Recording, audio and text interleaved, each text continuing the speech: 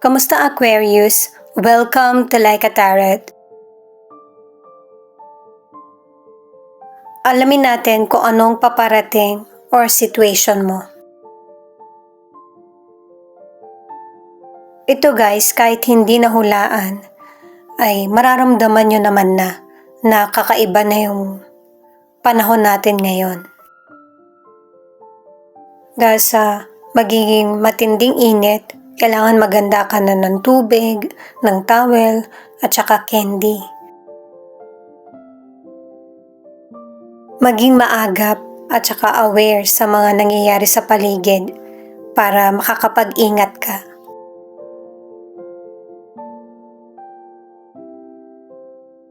Pinapakita ng mystical cards na meron kang gustong gawing desisyon.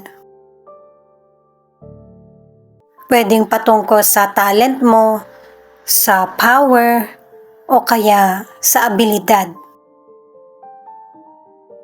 Kasi gusto mo nang gawin kung ano yung makakapagpasaya sa'yo at saka manindigan sa mga gagawin mong desisyon. Kahit na may mga taong tumutol man sa gusto mo kasi tingin mo nawawalan ka na rin ng panahon para sa sarili mo, sa sarili mong gusto at desisyon. Posible kasi na kakaiba itong gagawin mo na taliwas sa tradisyon or nakagisnan ng family mo. At ang advice ng cards na ito ay gawin mo kung ano yung nararapat at makakapagpasaya sa iyo. Paalala para sa mga bagong viewers na ang reading na ito ay timeless reading. General reading, ano man ang edad mo, gender mo, guide reading lamang ito. Kaya hindi magre-resonate sa lahat. Kunin mo lang ang akma sa sitwasyon mo. Ikaw na magpalit kung si person mo ito o ikaw. Ito ang start ng 1-week reading mo. Magkaroon ng desisyon na makakapagpatahimik sa damdamin mo. Ano man ang sitwasyon na pinatutungkulan mo. The Death, Queen of Cups, Two of Pentacles. May cycle na tatapusin ka na at sisimulan mo yung cycle na makakapagpasaya sa iyo.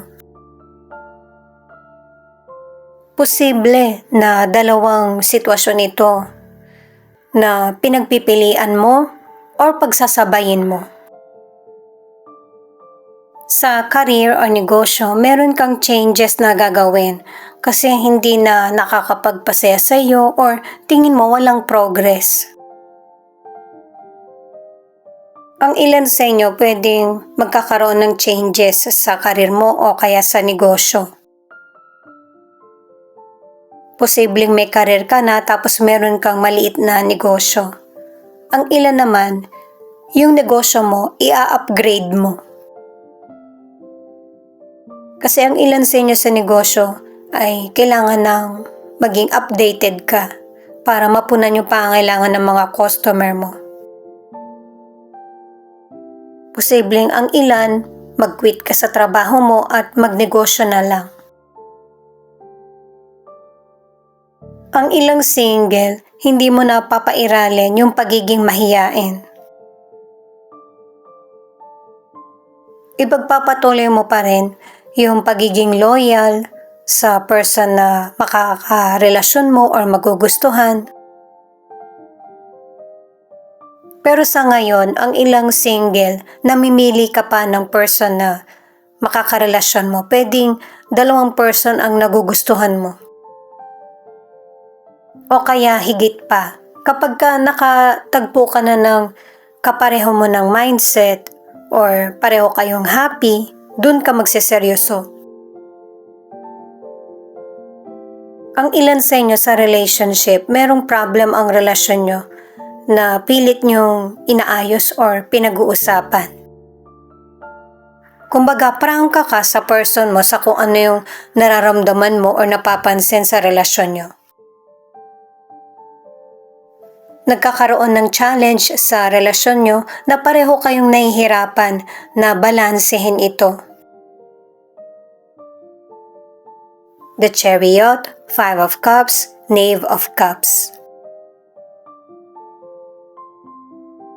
Kahit na magkaroon man ng unhappy na sitwasyon, meron ka pa rin mga positive cards na magbibigay sa'yo ng determinasyon at saka abundance.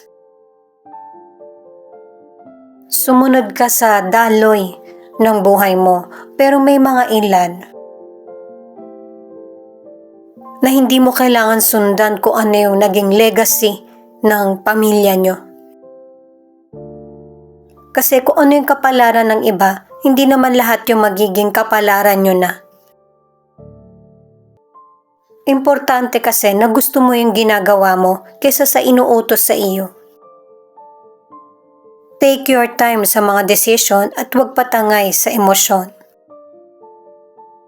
Ang ilan sa inyo ay posibleng magbakasyon ka, doon mo gamitin yung financial mo. Ang iba naman ay magkakaroon ka ng pamana or yung mga hindi mo inaasahan na financial. Pinag-iingat ka rin sa biglaang gastusin, lalo na kung hindi naman ito importante or pwede mong ipagpaliban, huwag mo nang gumastos. Ang ilang single nakarecover ka na sa mga negatibong nakaraan. Single ka man or nasa relationship, posibleng inabandona ka ng person mo or bigla na lang siyang nawala. May mga single na may paparating na mas seryosong relasyon. Ang ilan naman sa relationship, nagkaroon ka ng relasyon dati na hindi masaya, pero nagkaroon ka muli ng bagong karelasyon na mas nagpapapuno ng kaligayahan or dagdag kulay sa buhay mo. Queen of Pentacles, Seven of Pentacles, Nine of Cups.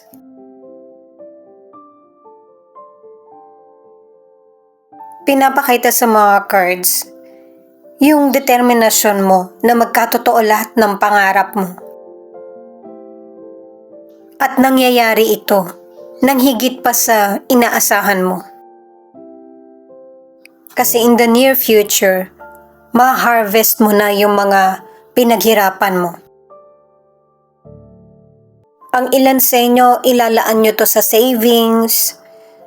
Ang iba naman ay mas palalawakin mo pa yung negosyo mo. At saka hindi ka rin makakalimot na tumulong sa kapwa mo. Kumbaga, yung abundance na mangyayari sa buhay mo or magandang pagkakataon, meron ng pinaglalaanan. Sa mga cards na ito sa kalusugan, may mga ilang Aquarius na pinipili mo na yung healthy na habit. Nagkakaroon na rin ng adjustment sa mga kinakain mo or iniinom, anuman ang edad mo. Posible na nagda-diet ang ilang Aquarius or tingin mo na susobrahan na yung pagkain mo ng matamis o kaya maalat. Iinom ka or kakain ka ng matamis or maalat sa isang linggo, 2 or 3 beses. Hindi kasi agaran yung changes na magaganap. Mapapanatili mo yung healthy na kalusugan anuman ang gender mo or edad mo. Kasi susundin mo kung ano yung kailangan ng katawan mo. Ang ilang single, nagiging choosy ka na sa mga taong gusto mong maging parte ng buhay mo.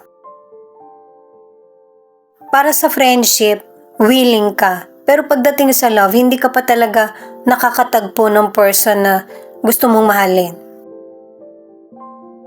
Kahit may person na nagpapakita ng interes sa iyo.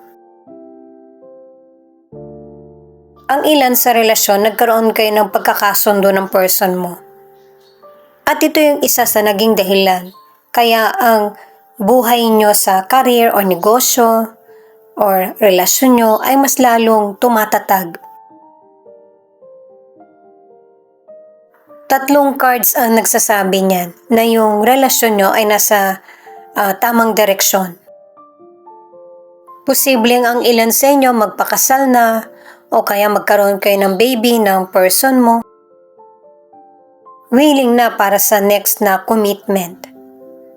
Ito naman yung mga cards para sa feelings ng person mo na pwede rin ipakita yung feelings mo.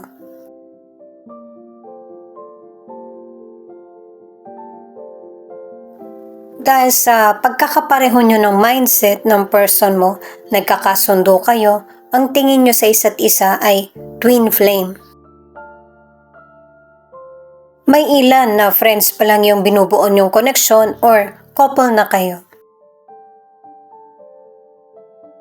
Pwede namang pumili yung person mo sa gusto niya makasama, pero mas kampante siya sa iyo. Hindi man kayo magkasama ng person mo, nasa isip ka niya. Hindi ka mawala sa isip niya. Merong sitwasyon yung person mo na hindi niya sinasabi sa iyo, pero nakakalma niya naman yung pakiramdam niya sa tuwing meron siyang mga problema or gumugulo sa isip niya. Lalo na kapag dumarating yung panahon na magkasama kayo, ito yung masaya niyang hinihintay. Kasi bukod sa nakakapag-relax siya, ay hindi siya nakakaramdam na mag-isa sa tuwing magkasama kayo. Alam niyang magkakampi kayo. Maraming kailangan pahalagahan ang person mo lalo na kung patungkol sa sarili niya para mai-apply niya ito sa kapwa or sa relasyon niyo. Mas lalo niyo pang napapatatag ng person mo ang relationship niyo. Pangangailangan sa relasyon or pangangailangan ng family. Kahit ang pangangailangan sa sarili. Ito yung kahinaan ng person mo kapag nai-stress siya sa iba't ibang responsibilidad o kaya nagtatalo man kayo. Posible na hindi mo to nakikita sa kanya or napapansin mo din lalo na kapag sinasagot niya yung tanong mo. Mas maigi na bigyan mo muna siya ng panahon na palamigin yung ulo niya or yung pakiramdam. Iba naman kasi yung problem na gumugulo sa isip niya. Hindi naman yung relasyon niyo. Ito naman yung ilan sa 12 zodiac sign na nangunguna sa reading na ito. Thank you sa mga nag-like, share, comment, and subscribe. Ingat po kayo palagi saan man kayo naroon. Virgo, Capricorn, Taurus, Scorpio. Ito naman ang ilan sa letra na posibleng nandito yung letra ng pangalan ng person mo or letra ng pangalan mo.